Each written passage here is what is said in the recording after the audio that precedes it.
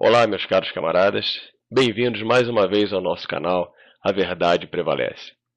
Nosso tema hoje é Março se vai, nós continuamos na mesma. Fizemos um pequeno levantamento das ocorrências das 2 últimas semanas do mês de março, estamos aqui apresentando para vocês. E conhecereis a verdade, e a verdade vos libertará. Vinheta na tela.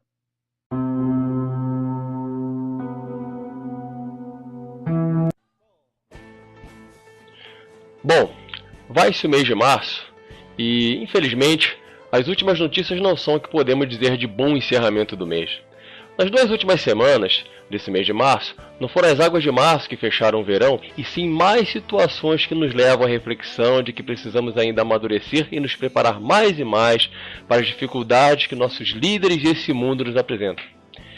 Temos aí, por exemplo, a dengue, que apesar de ser uma doença com quase 30 anos de evidência, ainda nos faz sofrer terrivelmente a cada verão, mas pior do que isso, esse ano bateu todos os recordes de casos, principalmente São Paulo.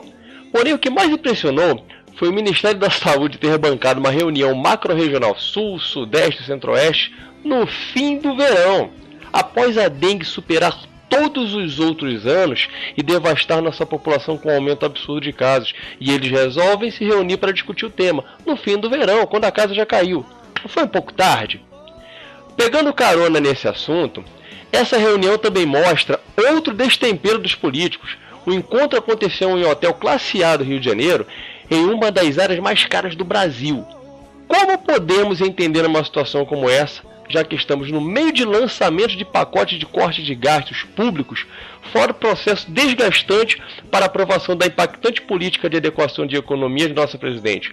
Não é no mínimo uma imprudência?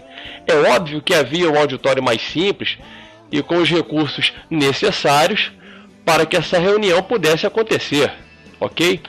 Mais uma vez nossa classe política perdeu uma grande oportunidade de dar um bom exemplo frente à atual situação do país. Outro assunto que continua em evidência e espero que demore o tempo necessário para punir todos os culpados é a Operação Lava Jato.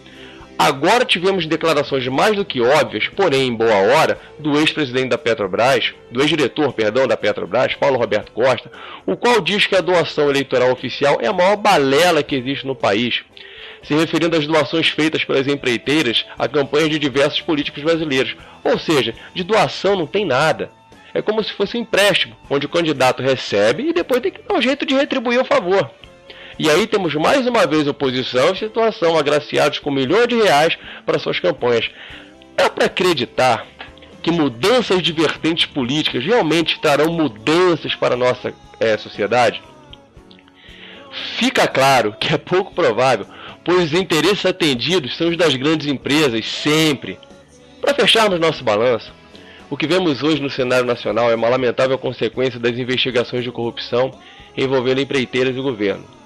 Diversas obras públicas de grande porte, transposição do São Francisco, Rodoanel, em São Paulo, etc., estão sendo paralisadas por conta das dificuldades financeiras que as empresas envolvidas nos escândalos de corrupção da Petrobras estão passando. Dificuldade de crédito, por conta do nome sujo na praça, e suspensão de pagamento gera inadimplência a fornecedores e milhares de demissões. Infelizmente, com isso, vemos o quanto a corrupção está enraizada no Estado brasileiro. De modo que, lamentavelmente, chegamos à conclusão que, para o país rodar, tem que ter dinheiro de caixa 2 ou passar por debaixo dos panos. E não se iludam, pois sempre foi assim. Desde a ditadura militar até os primeiros passos da redemocratização do Brasil há 30 anos. Já morria gente por falta de atendimento em hospitais, professores faziam greve todos os anos por conta de seu salário pífio, a segurança pública era péssima. Eu fui assaltado aos 13 anos de idade em 1985 em um dia de sol por volta das 14 horas indo para a escola. O transporte público dava medo, tínhamos a sensação que se encostássemos em alguma das partes dos ônibus, nós pegaríamos tétano.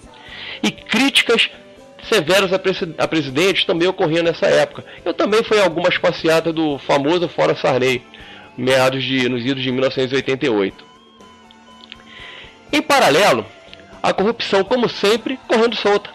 Desde essa época já se falava em bandalheira na Petrobras, IP e INPS, que é o atual INSS. Quando eu digo nessa época, já nos anos 80, que é onde eu comecei a vivenciar esse tipo de cenário. Nada diferente de hoje em dia, até porque muitas caras daquele período ainda se encontram no meio de nossos deputados e senadores.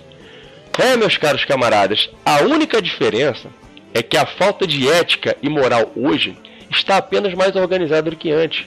A verdade é que esse estigma de perversão política sempre nos assombrou, e a verdade prevalece. Mais uma vez, muito obrigado, meus caros camaradas, e um grande abraço.